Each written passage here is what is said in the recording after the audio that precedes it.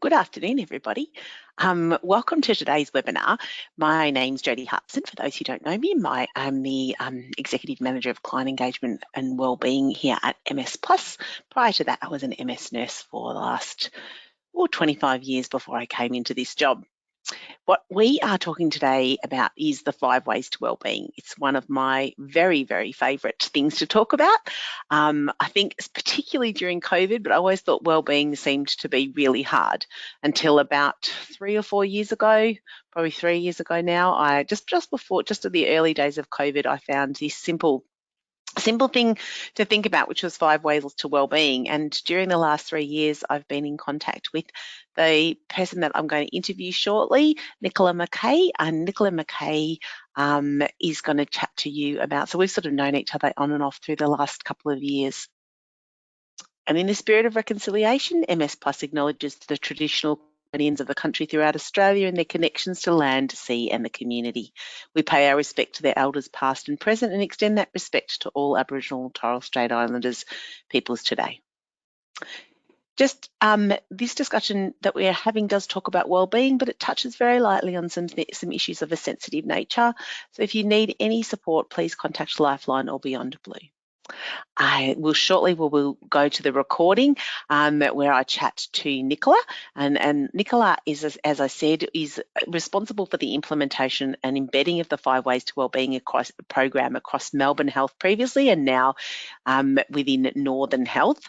And Nicola also works in community development at Northern Health. That's a sort of the hub of where 5 ways being comes out of.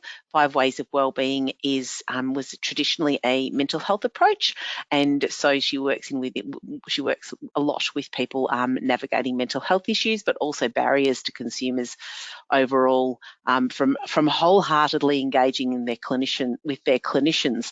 And Nicola wrote this about herself. And I thought, oh, how true is it that that when I think back of my role as a nurse, I certainly did try and remove barriers that it meant that people could wholeheartedly engage with their clinicians and their therapeutic journeys. So it's so relevant across, what she does is so relevant across the board. So we are going to make a start now and put on the recording, and I will sit in the background there. As again, please feel free to ask questions, and I'll catch up with you again after the recording, which is about 26 minutes. So I'll start by asking you about 5 ways to wellbeing is a concept that's popping up in many different places. Can you tell me a little bit about what it is and what's the background to 5 ways to wellbeing? So in the 90s, there was a lot of research being done by the New Economics Foundation in the UK. And the UK government had charged the foundation with finding something that would be workable and effective for the greatest number of people in the UK.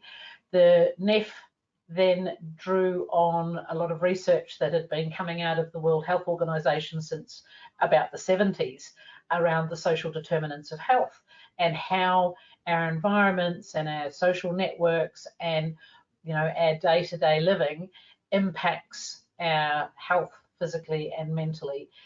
So the research from the 70s then was feeding into the research in the 90s, and the New Economics Foundation ended up distilling down research from about 400 scientists around the world. So that then was drawn into the beginnings of 5 ways to wellbeing, which was essentially identifying those 5 ideas that people are able then to follow through and to carry out and to adopt as a way of doing things or as a way of viewing life. And then in about 2005, about 2008, the community development side of the community mental health team in Broadmeadows, or in the northern suburbs of Melbourne. Our manager, a social worker, was really attuned to this idea of the social determinants of health. So they went out, her and her population health girl, and looking for something that we could bring into ourselves and use for our communities. So they found 5 ways to wellbeing, and then they were able then we changed a couple of the words. Instead of give, we decided to make it help others, because give, a lot of people saw as like a financial thing, or, you know, here's a dollar in your hat, whereas help others is a little bit more broad in the way it can be applied. So we came up with our own twists or our own interpretation of those 5 ways, but those 5 ways have been around since certainly in the 90s. Okay, so what are the 5 ways? And tell me a little bit about each one of them. Okay, so the 5 ways are connect, keep active, keep learning, be aware, and help others. So connect is the first one because it's the biggest one, and it's also the one that people will probably find easiest to miss, or to leave out of their daily life. But in old money, the fatter your exercise book, not exercise book, the fatter your address book. So the more people you are connected with in some form, the longer you live, the faster you recover from surgery, the happier you'll be. And I think the idea is that even if you don't know anything more than your neighbour's first name, the fact that you know that person gives you a sense that if everything fell apart, there would be someone that you could walk up to and say, hey, I need a hand. And so connection is, you know, the inner circle of your family and your friends, and then it's your work colleagues and school buddies, and the circles emanate all the way out to the people that give you your coffee every day, and you don't know them and they don't know you, but you can have a yarn with them and they can ask you how you are. So that sense of connection is enormously important. And then we found that too, that in the pandemic, you know, the silver lining for the pandemic was the fact that there are a lot of people who live alone and are quite isolated and marginalized in our communities because everybody's just totally consumed with their own stuff. And then in the pandemic, all of a sudden people were knocking on their doors and saying, hey, did you need me to buy some toilet paper? You know, are you able to get down to the shops? How can I help? So that sense of community and connection suddenly became visible and tangible and important. And that was why there was so much shift of ideas and perspectives during the pandemic, because all of a sudden connection became super important and super valuable. The next one is be active, and obviously we all know that, you know, going for a walk is better than leading a sedentary life, standing up is better than sitting down, but being active is a little bit more broad than that, because it's about doing things. So doing things around the house, doing things, walking to the photocopier, things like that, all buy into or all part of this, you know, cumulative effect of building a brick wall. Every little brick in and of itself is nothing, but all of those bricks together build your resilience and your positive mental well-being. Keep learning. That's the old thing, use it or lose it. So that's about using your brain.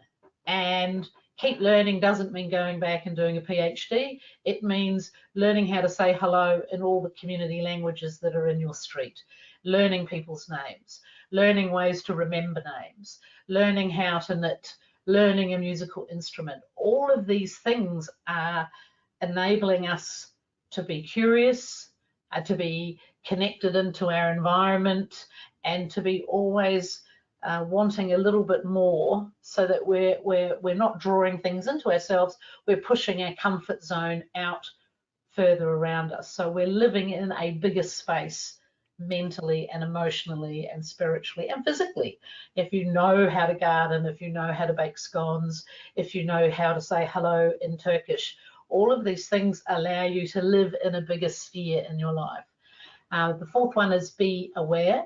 And that is about being mindful, about being grateful, about being happy in your own skin, about being able to stop and relax and let go of the stresses of life. It's about some of the things that we don't value anymore in our modern society is fire watching. You know, men do it when they're channel surfing. Just being. And so that whole idea of staring into a fire for for a period of time allows your brain to switch off, and then also explore other facets of itself. And so pondering is no longer a valuable activity, because pondering means you're not doing anything, which is like, terribly lazy and not very productive. But pondering is really important for our sense of being present. Where am I? Where I've got to hear from somewhere else. I've got a lot of opportunities of where I'm going to go forward. But the most important thing about that whole journey is right here. So being aware, being mindful, being grateful is enormous.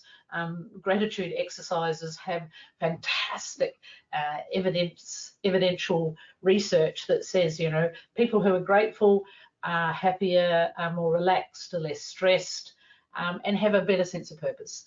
And then finally, help others is, as it says, we know there's lots of research around the joy and the benefits that you receive when you are helping others. So volunteers, the stalwart of our communities, are amazing people, but there's something in that for them as well as the people that they're helping. So helping other people, random acts of kindness, and also help others reminds you that you're part of a community.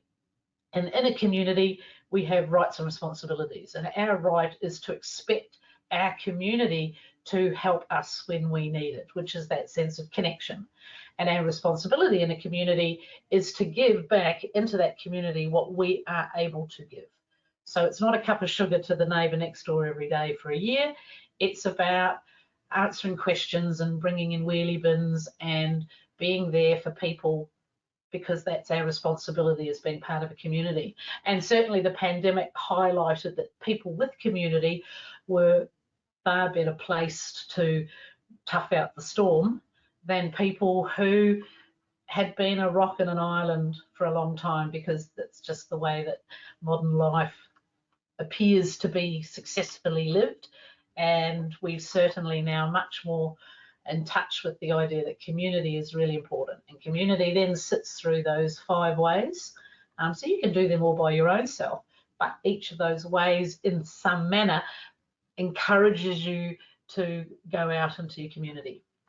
So that's a little plug for community development right there. Right there. Can't help myself. What I love about the 5 ways to wellbeing is that you don't need it's simple and it's simple, and you don't need to learn anything new. You don't need to, as in, you don't have to do a course for it. You don't have to, it's just so simple in its applicability to you don't have to subscribe to a gym. There's nothing about it. Do you find that that's a real success point of it? Yes, that people don't have to pay gobs of money, that they don't have to be outside of their comfort zones, that they don't have to go to another suburb, that they don't have to do things that are not entirely in tune with how they are choosing to live their lives. The fact that an 8-year-old can do 5 ways and an 80-year-old can do 5 ways, and they can do it together, but they're actually doing different things in each of the ways, means that it is entirely personal. And when you decide how you're going to live each of those ways, all of a sudden you have skin in the game. Your idea, you've decided to connect by doing X, Y, Z.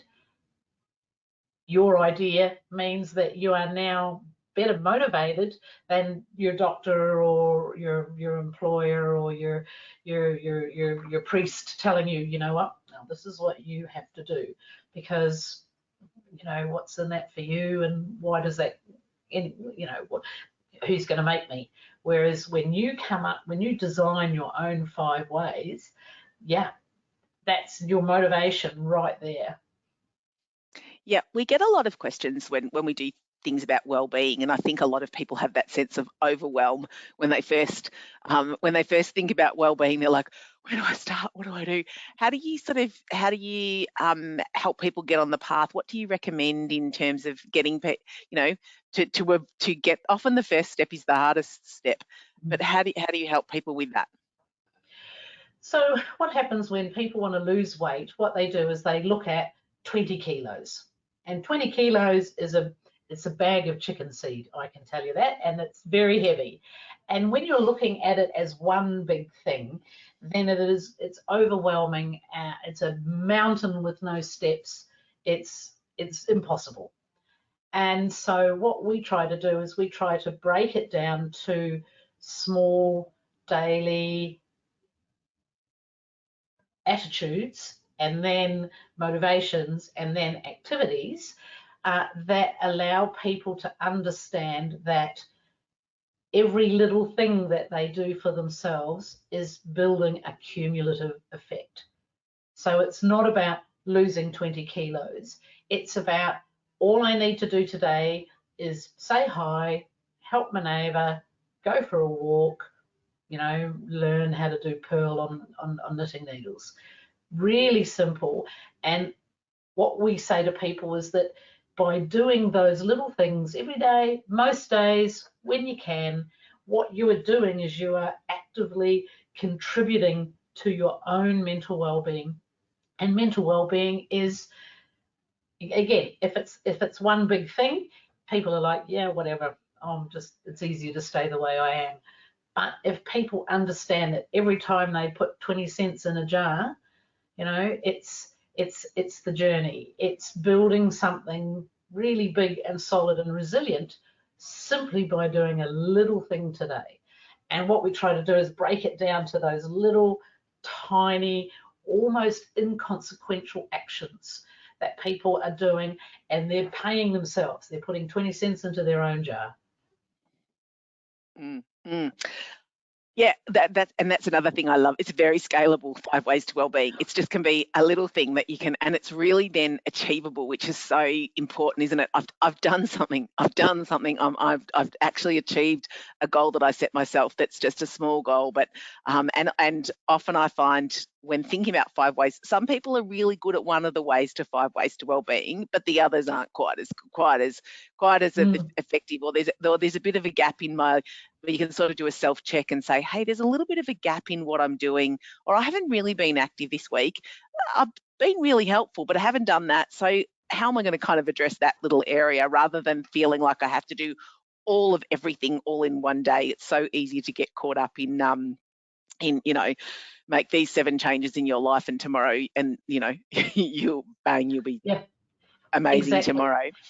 And like you've also said, Jodie, people need to understand that they're already contributing positively to their own resilience, because I'm already doing the connect and I'm already doing the be active, which means that I'm 2/5 of the way to being there. So it's about giving yourself credit and understanding that you already get runs on the board for the things that you're already doing. Because like you say, some people are every day moving about and doing the vacuuming and gardening like a madwoman.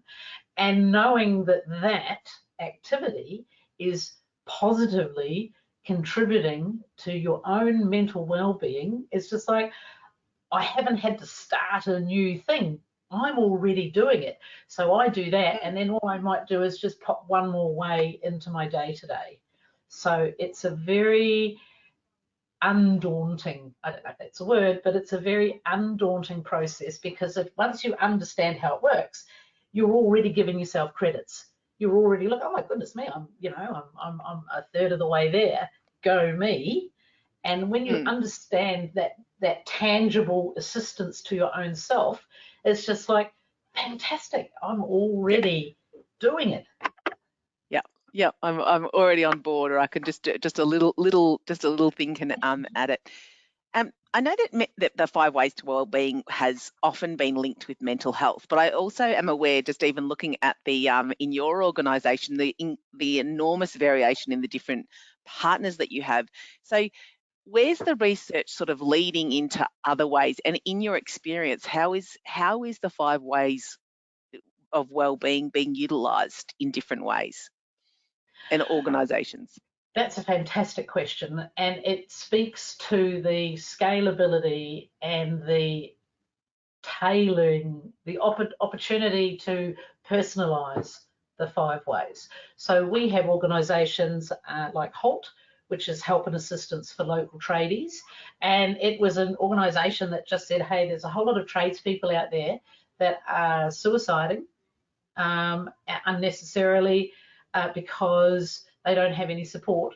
How can we help them? So they set up this organisation and then came to 5 ways and thought, well, this is great because this is something, this opens the conversation between us and tradies. So they used 5 ways as a, hi, we're here to help, suicide's an issue, what do you need? And if you do these little things, then all of a sudden people can go, actually, you know, I am so unconnected. I feel very socially isolated. I don't actually have any friends. I just come to work and, you know, it's an opportunity to start a conversation and also to open up conversations, and people who may not see that having, it's not about having loads of friends, but having a lot of connection, feeling connected is important. So it allows organisations to have those conversations. So we have schools who are using it, we have councils who are using it for their staff, we have organisations that are using it for their community, the people that they touch. And this is essentially a mental health program. You know, there's lots of other benefits in it, but it is a mental health program, because if you have positive mental well-being, then you're able to flourish. And it doesn't matter who you are or where you are or at what point in your journey you are, to feel that you are increasing your ability to flourish is really valuable. And the organisations that you're interacting with for whatever reason are able, if they're able to open those ideas and start those conversations, then that's really awesome. And so I think lots of different organisations, but using 5 ways to start a conversation. I think that I often think of mental health as, we know that there's lots of different aspects of well-being, and people living with chronic health conditions, you know, need to tap into lots of different elements of well-being.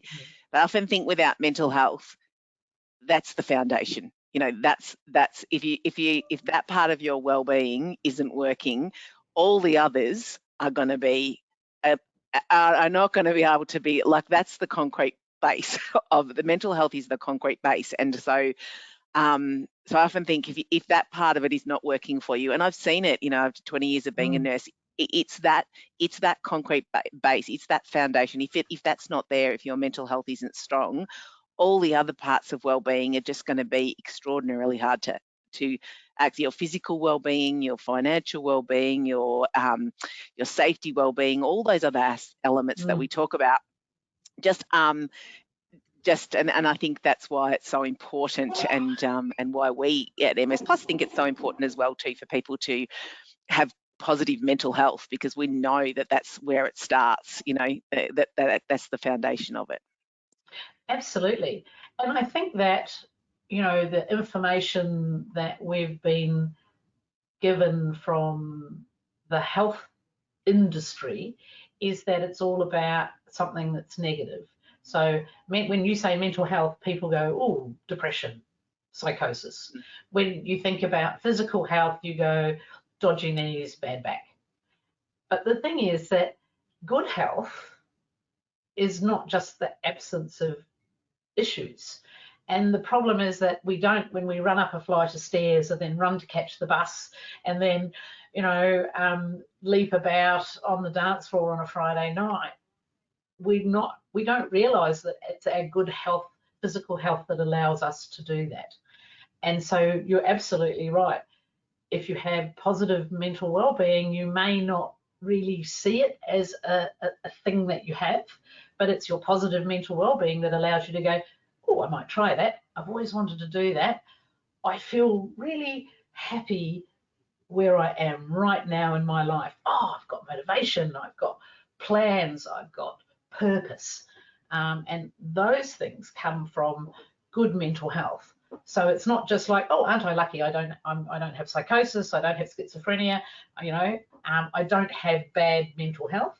I think it's trying to change that perspective so that people see and value and desire good health and well-being because they see the value in that as an idea. Yeah, so true, so true. And how do you think that that the helping others thing, I think, is one of the ones of 5 ways to wellbeing that people kind of get a bit, how does this connect to my health? How does this kind of connect to my health? How do you think that is, or what's your experience of that? Well, research says supporting others is shown to be associated with reduced mortality rates.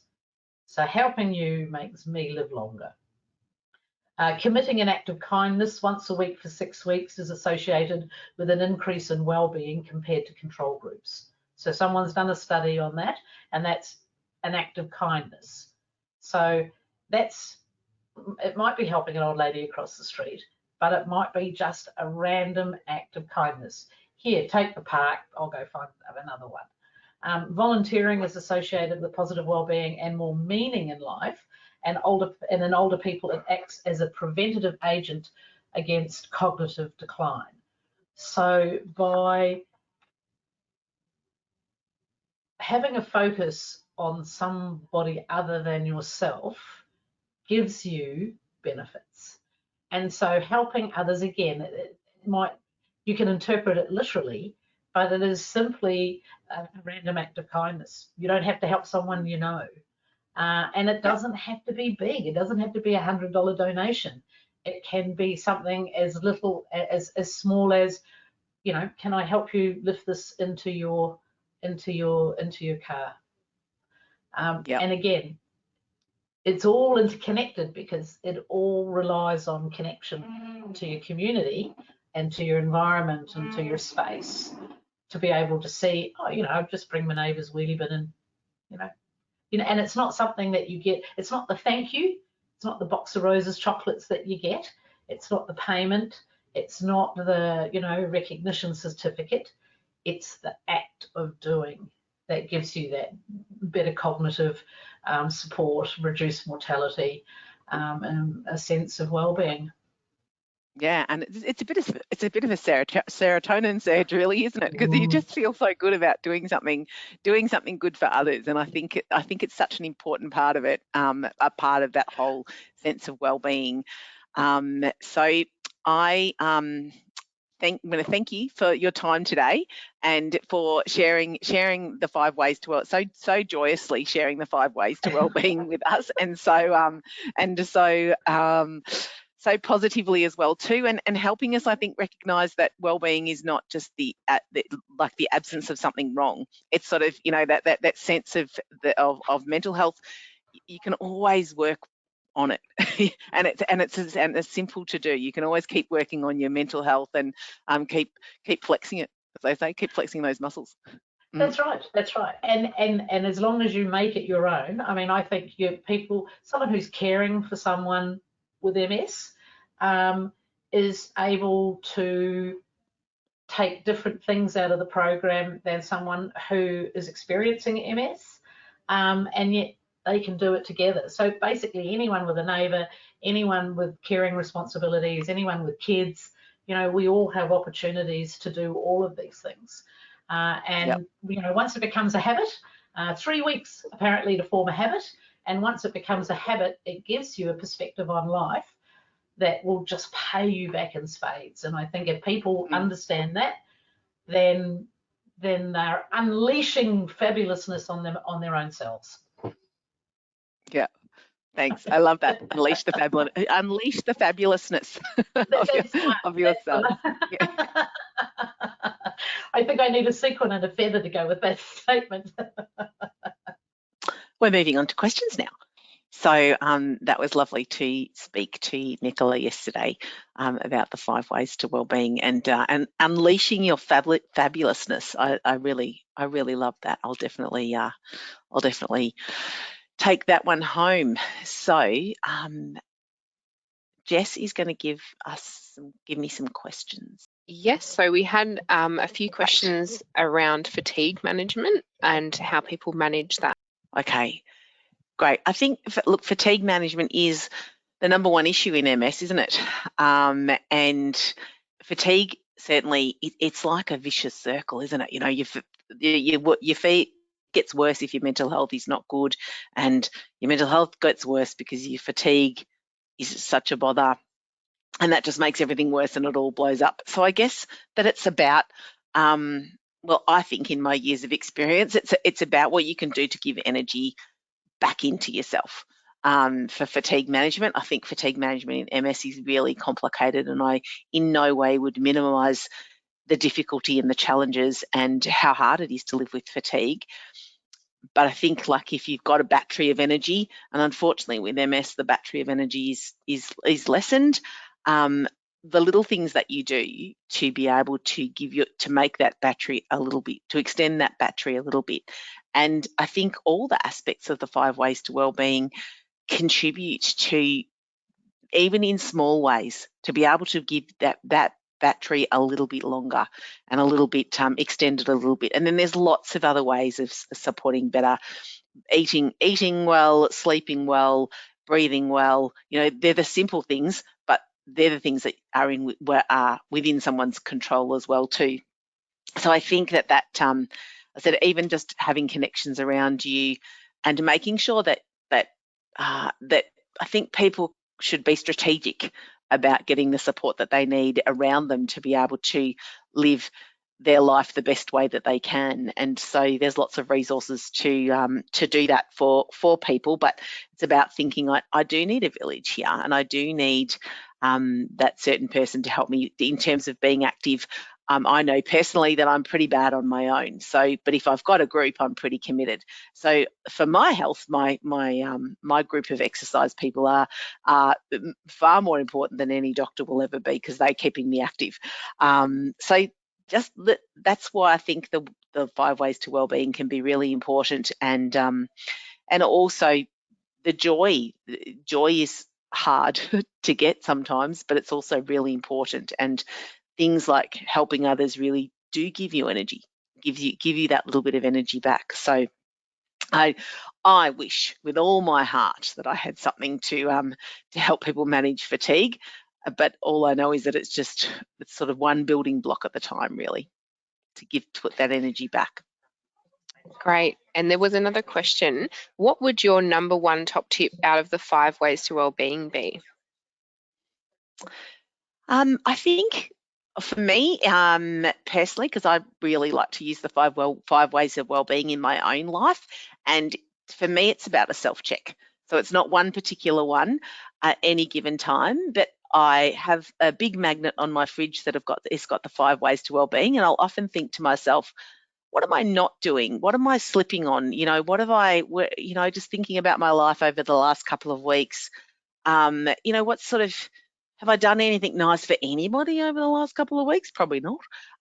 So I think that sort of, I often give myself a little bit of a self-check and think, oh, yeah, that's right. That I haven't really learnt any new skills, or I haven't really pushed myself to, you know, just have a look at something different that I hadn't thought about or learnt before. So that's probably my number one tip. And I guess I am with Nicola as a very strong believer in the value of connections in your life, and the importance of when you think about your health, you think about the people around you who are supporting you within the small circle around you, and then out you go in the bigger circles as well too. So that they're probably mine, Jess.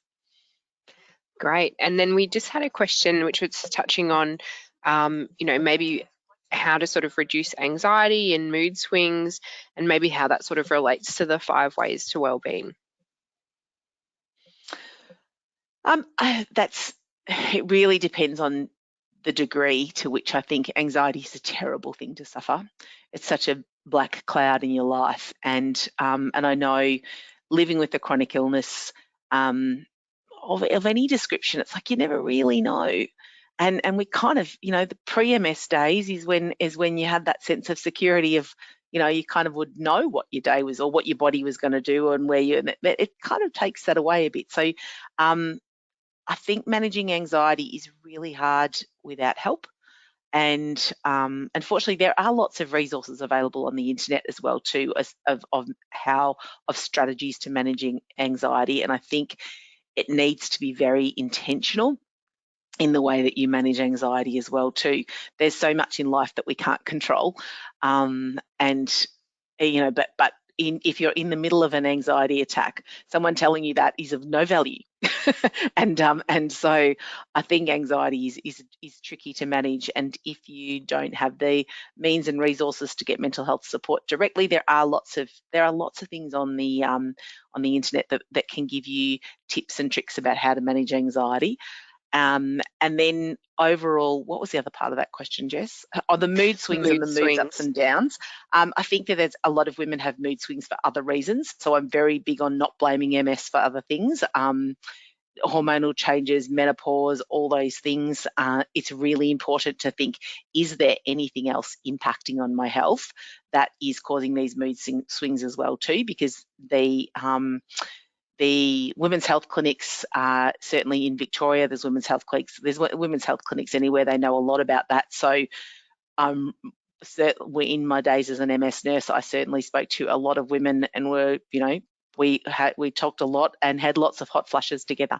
So I think that's a really important part about managing mood swings as well too. And again, where you can get help to be able to do that, if you've got the means to be able to support accessing psychologists and counsellors.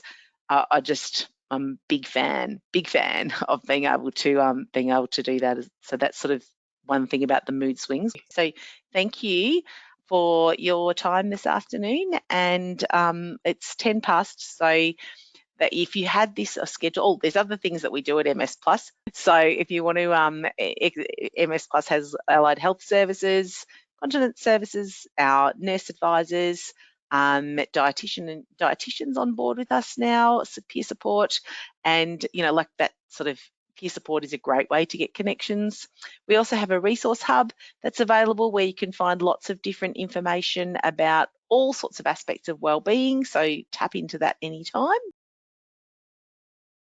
And if you want to have a chat to someone and you want to know more about that, you can call the wonderful team on Plus Connect, which is 1800 042 138, or send an email.